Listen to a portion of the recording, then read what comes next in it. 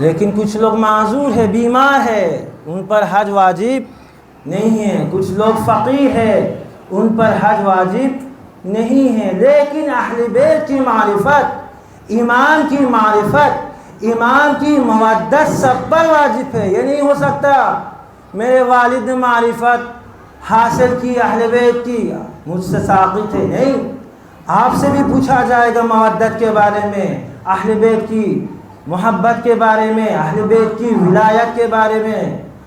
غنی ہو یا فقیر، امیر ہو یا غریب، بیمار ہو یا سالم، نابینا ہو یا بینا، کوئی فرق نہیں پڑتا. سب سے ولایت کے بارے میں، اہل بیت کی محبت کے بارے میں، اہل بیت کی مودت کے بارے میں پوچھا جائے گا.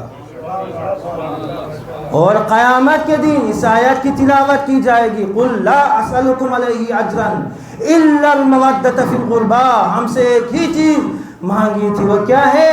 اہل بیت کی محبت، اہل بیت کی مودت. اسی لیے ہم دعاؤں میں یہی مانگتے ہیں نا، اللہم عرفنی نفسک فإنک ان لم تعرفنی نفسک لم عارف نبیک.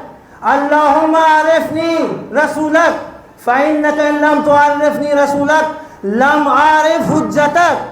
اللہم عرفنی حجتک فإنک ان لم تعرفنی حجتک ضللت عن دینی. پروردگارا ہمیں اللہ کی معرفت عطا فرما، اس کے بعد رسول کی معرفت عطا فرما، اس کے بعد امام کی معرفت عطا فرما. دیکھیں اس کے بعد کیا فرماتے ہیں؟ وَإِن لَمْ تُعَرِّفْنِي. اگر امام کی معرفت حاصل نہیں ہوئی، نتیجہ کیا ہے؟ ضللت عن دینی، دین سے گمراہ ہو جاؤں گا. کیوں؟ اس کے دین اہل بیت کے در سے ہمیں ملتا ہے. اہل بیت کو چھوڑ کر آپ توحید کی طرف نہیں جا سکتے ہیں.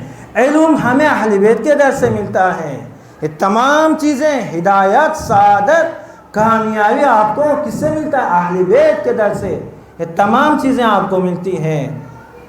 تو یہ اہل بیت کی معرفت واجب